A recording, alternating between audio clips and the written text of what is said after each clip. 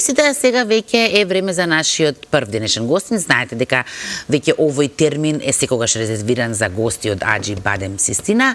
Ова утро со нас е доктор Александар Радоешки. Добро утро, доктор Александар Радоешки, инако е специјалист по анестезија. Добро утро и Слободанка. Добро утро. Не знам дали имавте можност и 20 пред да влезете да слушате дека со нашите гледачи денеска разговаравме, правивме на паралела помеѓу приватното и јавно здравство. Генерално, приватното здравство ги нема оние маки што ги има јавното, не е болно здравство. Единствен проблем за гледачите се високите цени, докторе. Ама вие тука не можете ништо да правите, но предпоставувам дека сепак ќе дадете значајни совети од вашата област. Слободанка, Така, благодарам многу Искре. Уште еднаш добро утро и до тебе, добро утро и до нашите гледачи кои што јас нели како што и ти сигурно велиме, секој си има право да си го каже нели својот став и начин на кој што се размислува. Добро утро, докторе, и од мене, и добро не дојдовте во нашата утринска програма. Јас би сакала на самиот почеток да ве прашам, а зошто да не, со оглед на тоа дека гледаме дека сте се уште млад, доктор, како ви започнува едно ваше утро и дали кога немате, еве, можеби обврски на своето работно место, има некој поинаков начин на будење? Добро утро, поздрав до вас и до вашите гледачи. Едно утро секогаш започнува со една добра шолја кафе. Тоа е редовната пракса. Колку порано, колку посилно, колку потопло, тоа е толку поубаво. После тоа може да почне работниот ден. Секако рано почнуваме на работа, затоа што нашите интервенции се доста посериозни, подолги, порано почнуваме нешто на работа. Кога не сум на работа, односно кога сум дежурен, денот малце поспоро почнува, полека. Со некоја утринска програма, порелаксирано, малце порелаксирано. Така, убаво. Еве сега ние ќе зборуваме за, ако јас нешто погрешам, меѓутоа нема, со оглед на тоа дека се надевам добро ќе го прочитам, аортната ќе ми помогнете. Така, валкуларна хирургија. Сега прашањето што е точно тоа и кои типови на аортна хирургија постојат и за што конкретно се работи. Секако ја наметнуваме веќе нели темата кардиохируршка интензивна нега и анестезија, меѓутоа еве ова ќе биде и првото прашање до вас. Благодарам. Јас сум вработен на оделот на кардиохирургија при клиничката болница Аџи Бадем Систина и она што можам да ви кажам во однос на хирургијата е сепак од анестезиолошки одел. Тоа се само некои општи работи, еве конкретно за аортната валвуларна хирургија.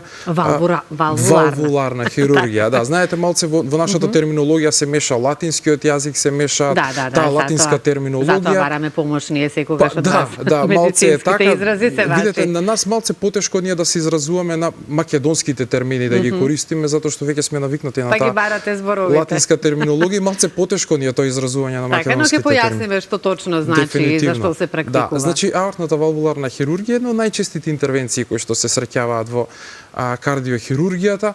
Она што треба да се напомене дека генерално како заболување аортната валвула всушност представува валвула која што возможува еднонасочен проток од срцето во аортата кој што представува најголемиот крвен сад и го исхранува и го васкуларизира целото тело. Сега секако секое заболување на таа аортна валвула представува сериозен проблем за пациентите.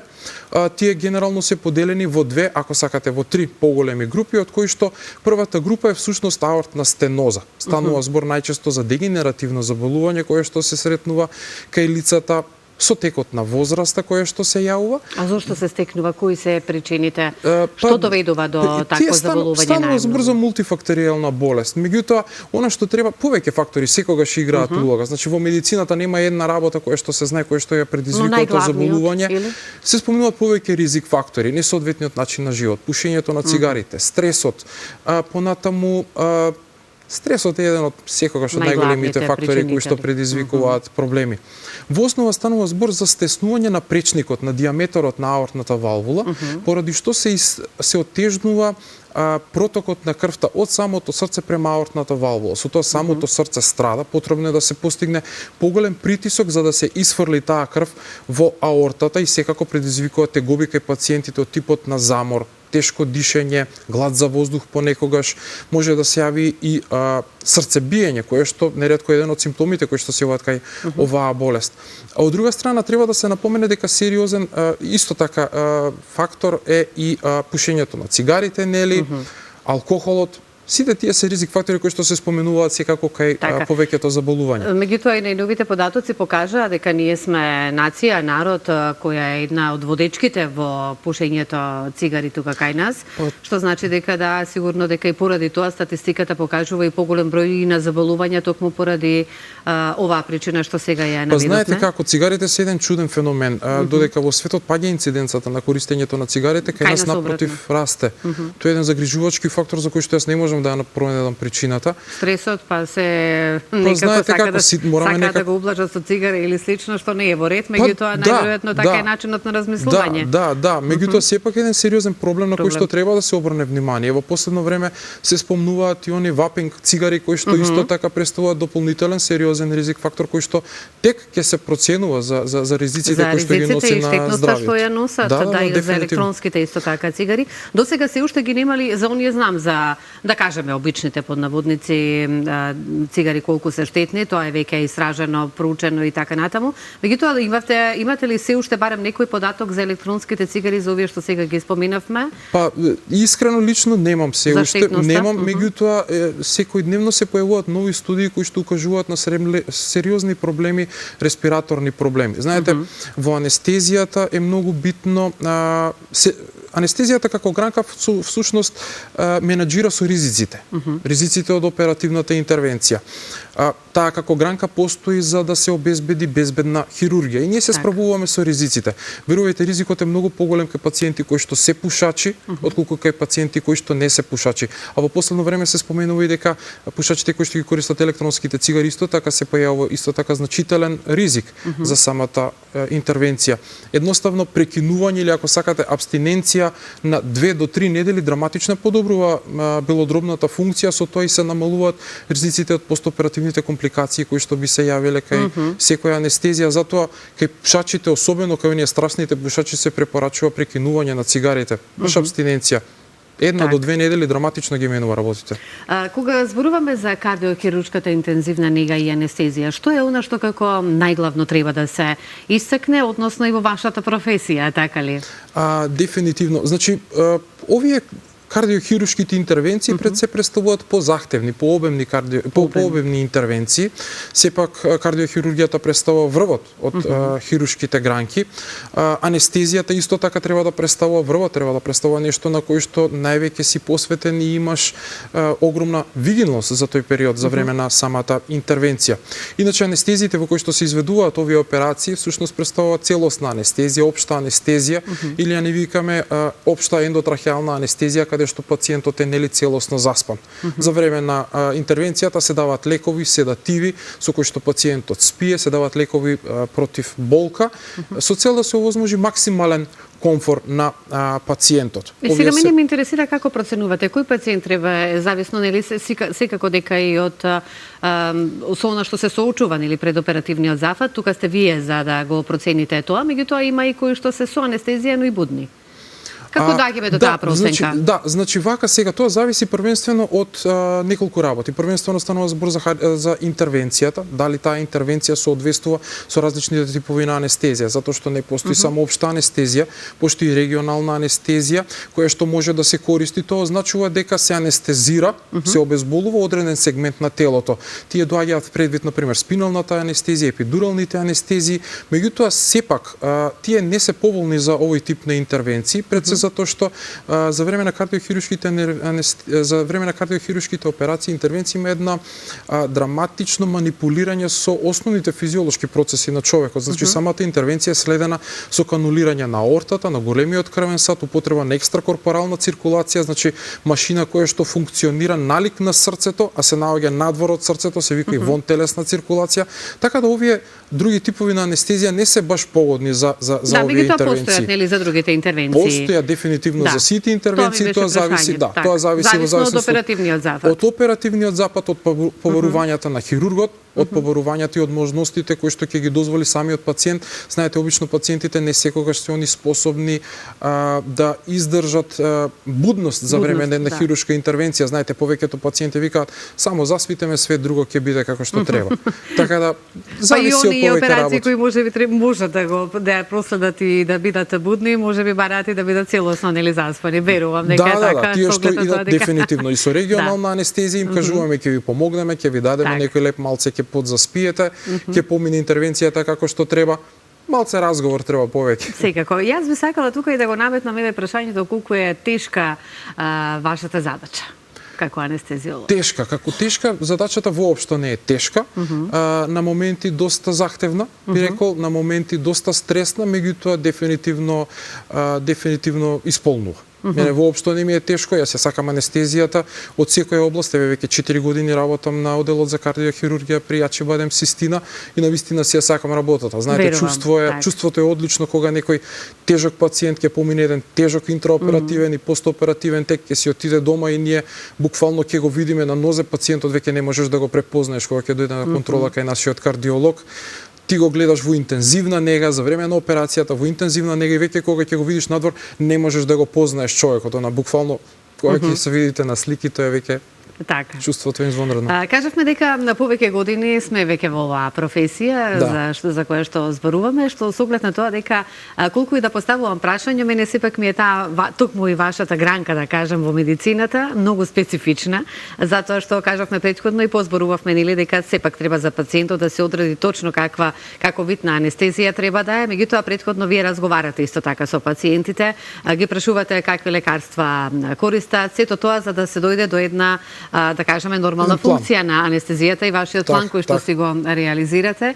Па сигурно дека секој пациент различно се кажува и различно во животот нели си има своја терапија, но вие според тоа треба точно да диагностицирате, односно да ја дадете анестезијата.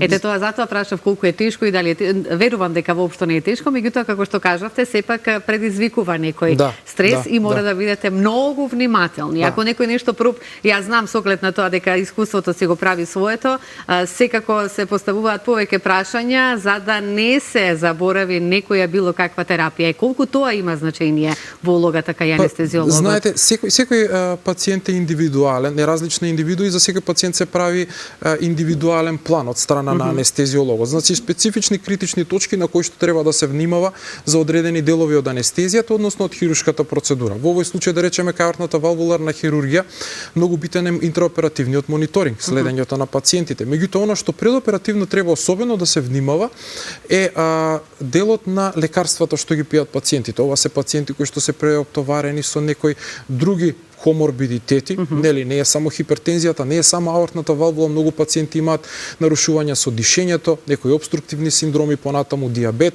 така да едноставно пијат една обемна терапија. Она што треба да се внимава е дека има одредени лекови кои што предоперативно е потребно да се прекинат, значи да се направи пауза. Типичен пример се антикоагулантните кои што најчесто пациентите кои доаѓаат за кардиохируршки интервенции ги пијат. Има лекови кои што треба да се прекинат од 2 до 5 дена пред операцијата. Понатаму лековите кои што се користат за контролирање, односно менаџирање на диабетот, на шеќерот, како што е на пример глукофажот и метформинот, исто така треба да се прекинат предоперативно 24 до 48 часа. Така да тие некои точки кои што се критични, на кои што главно се фокусираме и секогаш ги нагласуваме на пациентите пред да дојдат за време на интервенцијата за да се почитува таа пауза од соодветниот лек. Да, верувам дека е така, токму затоа го поставив ова на прашање. Она што исто така би сакала еве кога сме кај кардиохируршката интензивна нега во последно време, значи повторно ќе се вратиме на почетокот со оглед на тоа дека споменавме сме пушачка нација. За жал, дори статистиките покажуваат многуте земји се откажуваат, ние напротив се уште статистиката покажува дека се зголемува бројката за жал на пушачи, меѓутоа и стресот доведува до кардиоваскуларни заболувања како и пушењето. Дали статистиката кај нас покажува и тоа дека секојдневно се прават операции од ваков тип или? Па знаете како, ние сме една мала нација, дојдовме до тој степен? Да. За жал. Да. Се изведуваат кардиохируршки интервенции, процентуално ние не бегаме многу од европските земји. Она што треба да се напомене дека во споредба со европските земји кај нас повеќе доминира кардиоваскуларната хирургија, значи хирургијата на коронарните крвни садови за разлика од валвуларната хирургија, затоа што во светот повеќе доминира таа аортна валвуларна хирургија, меѓутоа претпоставувам дека причината за тоа сепак е превенцијата. Знаете, сепак матичните доктори, матичните кардиолози се оние кои што треба да имаат една вигилност и да не доведат пациентот да се најде во ситуација да има потреба да се изведува кардиохируршка операција, кардиоваскуларна. Да се внимава. Да, од типот на повеќе крвни садови да има потреба да се... На секој знак што го чувствуваат пациентите, верувам. Да, едноставно треба да се внимава и превентивата е како велите вие најбитна. медицинарите, односно сите кои сте во медицината, докторите, лекарите, па и сестрите, телото самото дава сигнали, па и никогаш ако не дава сигнали, треба да навреме да одиме на преглед без разлика дали ќе почувствуваме нешто или не. Па не секогаш го слушаме с нашето знаеме, тело, нели? Меѓутоа, да, секогаш има некои сигнали кои што ги дава и треба да се обавуваат тие систематски прегледи, сепак се доста битни. Да, и за крај само би сакала да прашам разликата, знам дека е голема, меѓутоа дали жените страдаат сега се повеќе од овие заболувања или? Знаете како статистички жените немаат толку повеќе заболувања на крвните садови на срцето колку што имаат заболувања на валвулите, на залистоците на срцето во споредба со мажите. Меѓутоа тоа е една бројка која што статистички не е толку многу значајна. Ние имаме сепак доста болни кардиоваскуларно болни пациенти, кардиохируршки болни пациенти кои што треба да се Но тука сте секогаш вие за да им помогнете. Дефинитивно, да. Многу ви благодарам. Јас мислам дека опативме, ако ништо друго, барем на поважното да го истакнеме што се однесува за вашата професија. Благодарам. Ви благодарам за гостувањето. Искрен, ние тука завршуваме. Само привремено за повторно се вратите со други гости. Токму така. Да. Ви благодарам и на двајцата.